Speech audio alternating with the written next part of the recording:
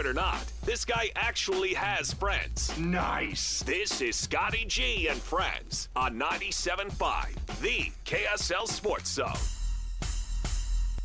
Kicking off your 1 o'clock hour, 97.5, the KSL Sports Zone. Scott Gerard with you. Hope you're all well as we reach the midway point of the week. It's all downhill from here, folks. It's always kind of a weird time of year when you get done with college hoops, the NCAA tournament, you got the Masters, but does that really scratch the itch?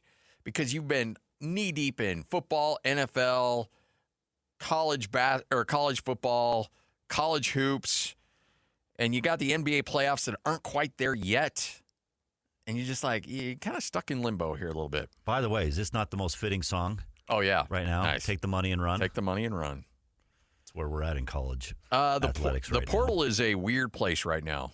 And, look, I hate, and this is old man take. I'm more than happy to admit it. Okay, if I were 18 and I was a college athlete, I would think completely different. So take it for what it's worth. But the old man, 40-something-year-old in me despises the free transfers, the unlimited free transfers. I think you should get one, and if your coach leaves, yeah, you should get another one.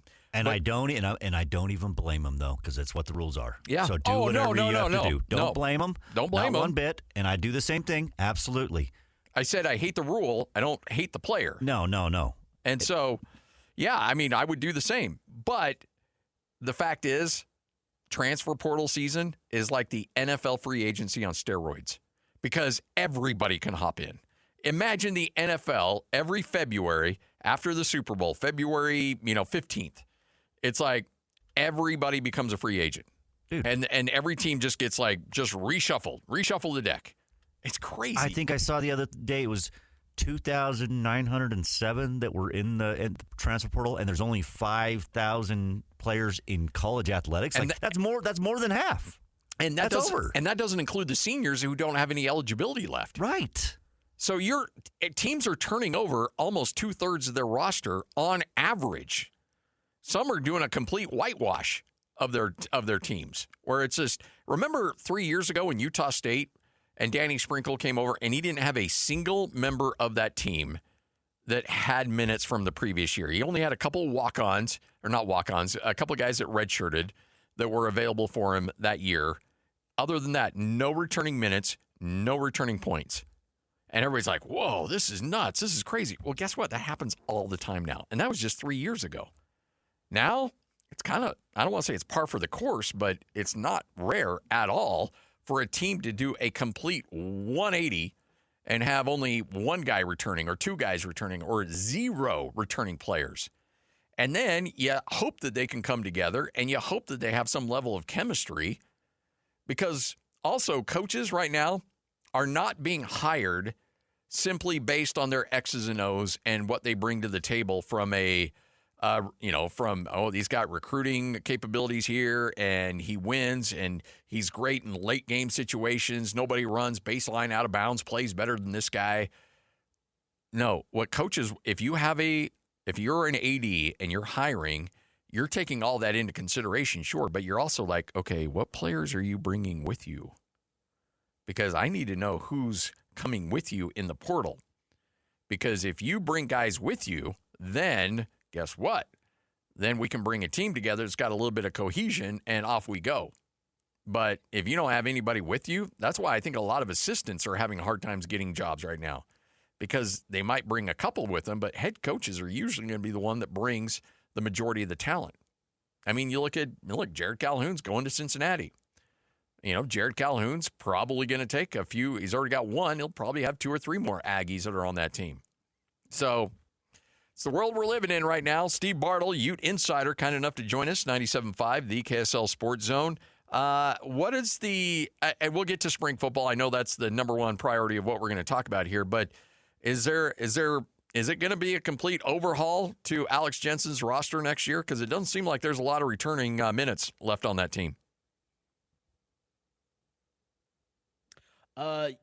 Sorry, Scotty, you were kind of breaking up, but I assume that was a question about Alex Jensen's roster, and I heard overhaul. So yeah, I'll kind of piece it together. Yeah, take it from there. I think I can pick up. Anyways, Yeah, I think this is going to be a pretty significant overhaul from what we saw the roster we saw this season. And part of that is, obviously with guys like Terrence Brown and Keanu Dawes, those guys really proved to be productive players in a very competitive conference, and so, for Terrence and Keanu, the opportunity to for Keanu, the opportunity to potentially return home to Texas, where his mom resides in Houston, is an appealing choice. And then with Terrence, I think this is a big opportunity for him to move on and look for a situation where he can go to one of these blue bloods.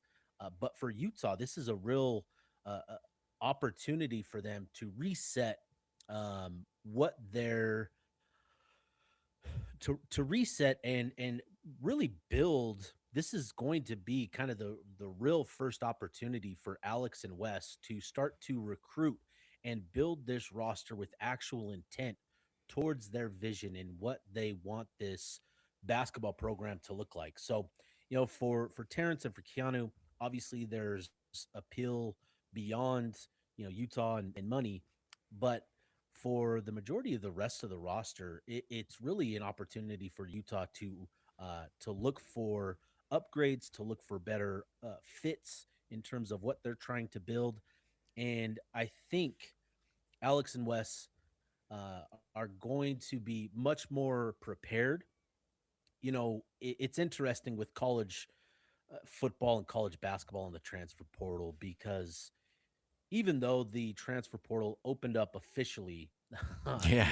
Monday night, Yeah, I got you. I know where you're work going with being this. done Yeah. for the portal is done well before the portal officially opens. And going back to last year when Alex took over, he had 2 to 3 weeks to prepare for the portal and the work that is done there, when most of college basketball gets 3 to 4 months to prepare. And that includes evaluations, that includes building relationships with agents and all of that sort of stuff. So Utah now getting a full year with Alex and Wes in place, they're going to be so much better prepared, in terms of evaluations and relationships, but also better equipped with resources to field the type of team that can be more competitive in the Big 12 as well.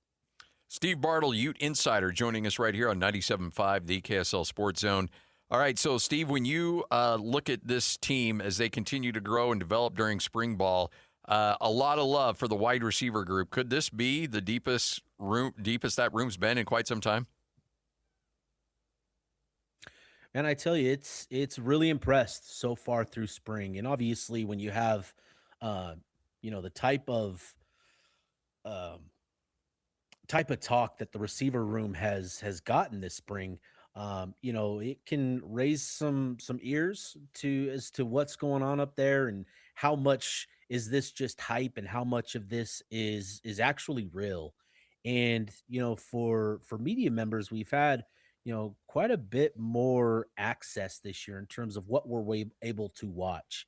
And during our practice viewing sessions, we've watched this receiver room make a lot of really impressive plays. And, it's been the guys that they brought in the portal, and Braden Pagan and Kyrie Scholes.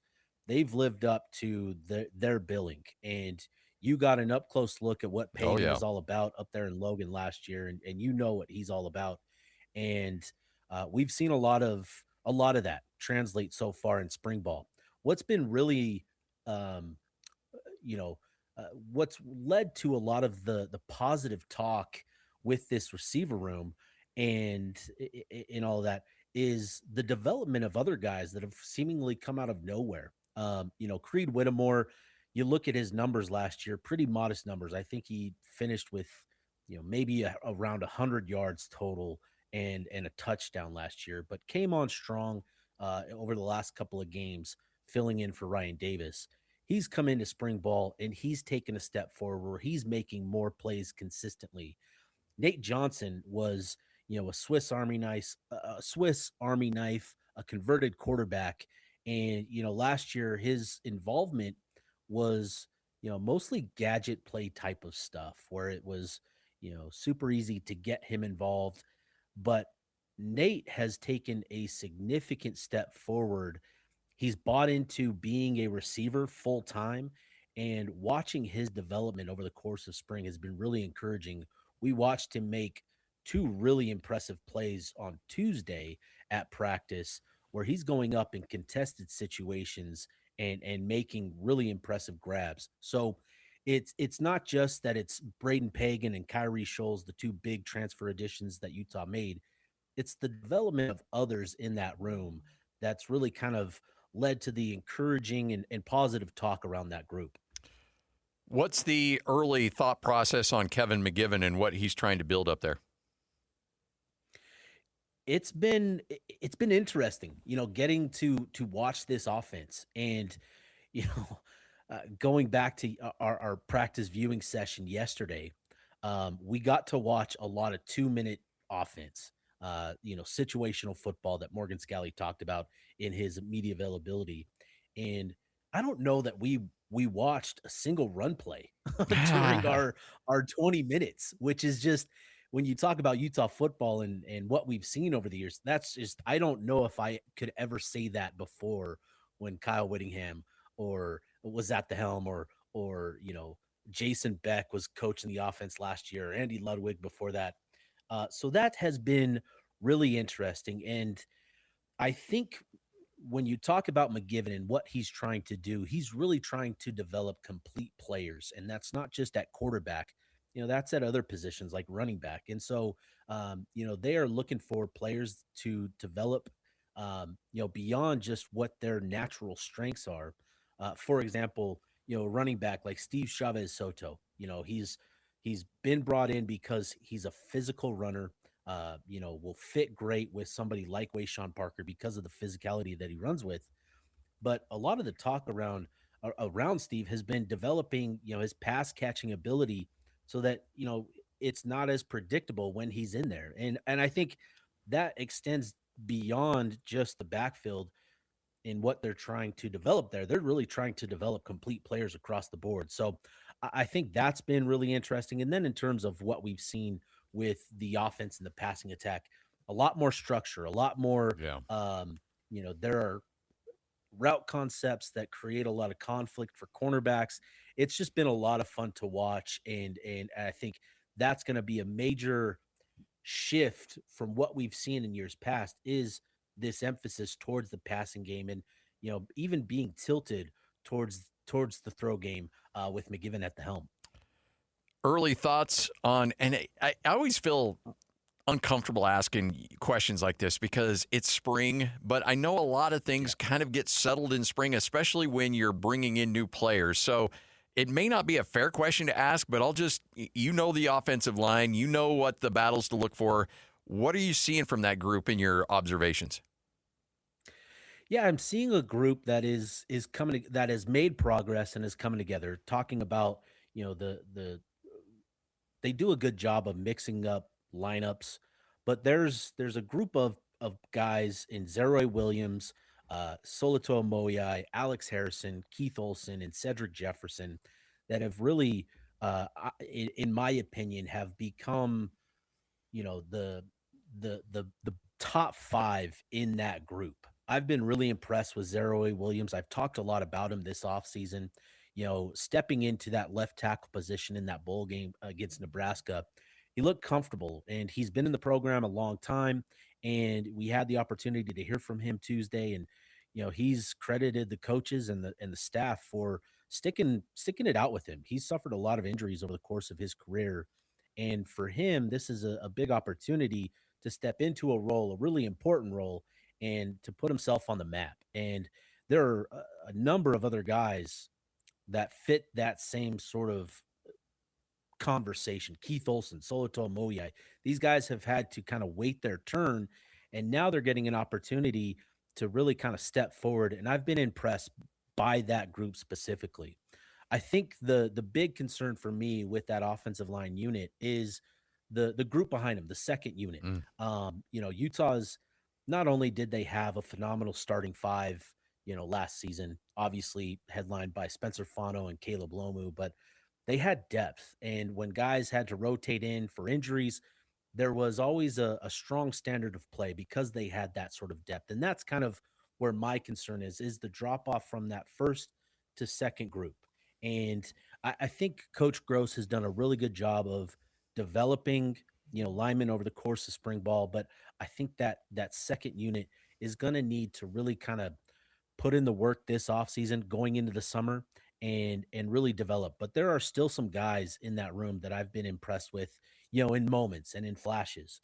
A guy like Isaiah Garcia is also somebody that's had to battle through injuries over the course of his first 2 years with the program now.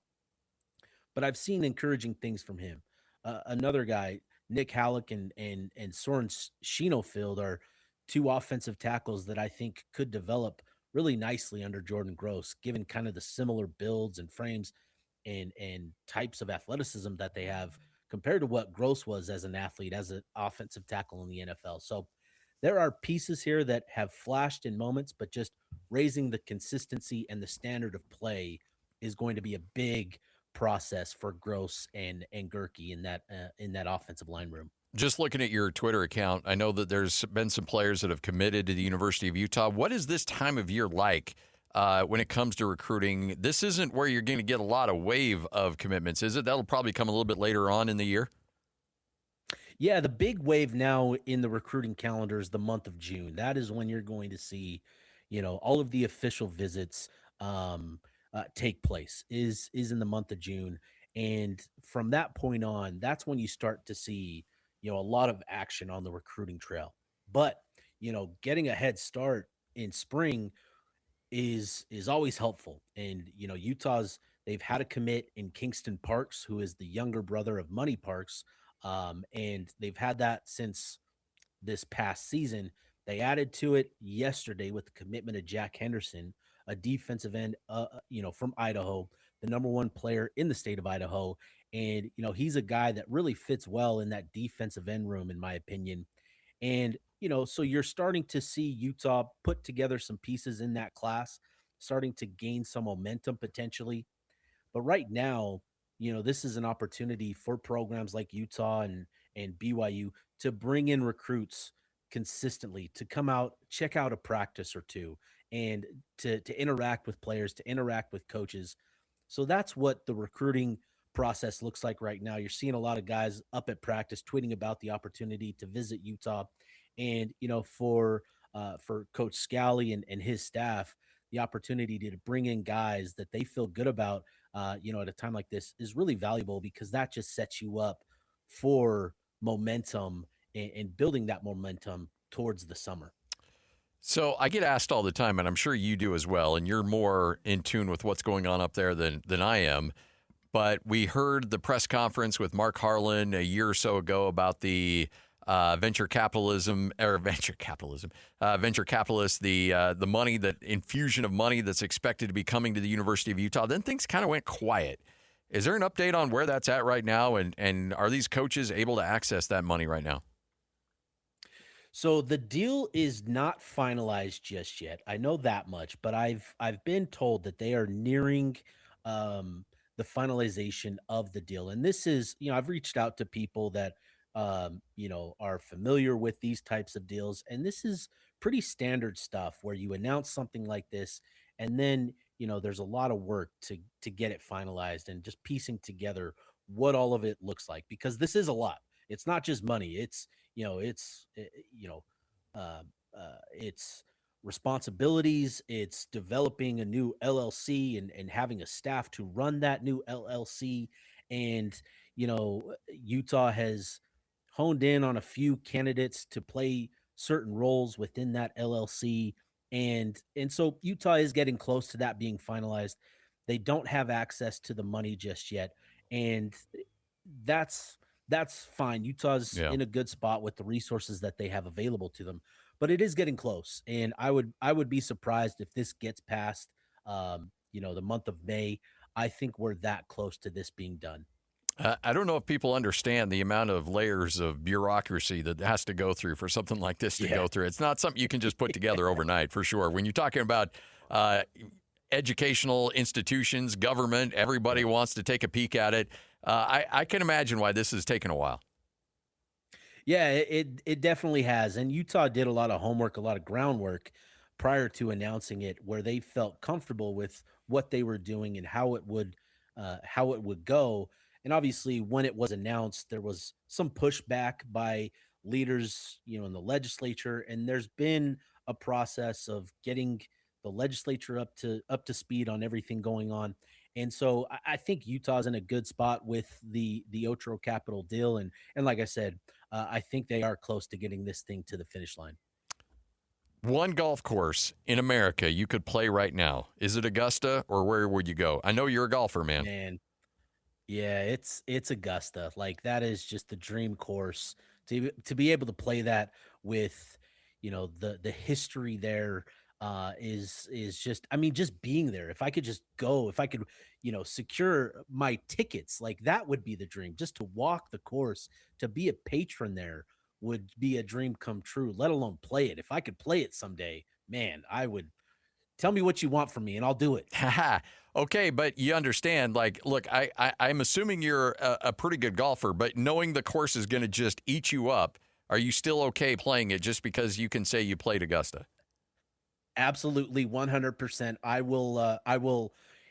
will take my triples and quadruple bogeys. I will do whatever just to play that course again with the history there, and just knowing that, Tiger Woods, Rory McIlroy, Scotty Scheffler, all of these guys have played this course, the history even beyond, recent history. It's just, it would be everything.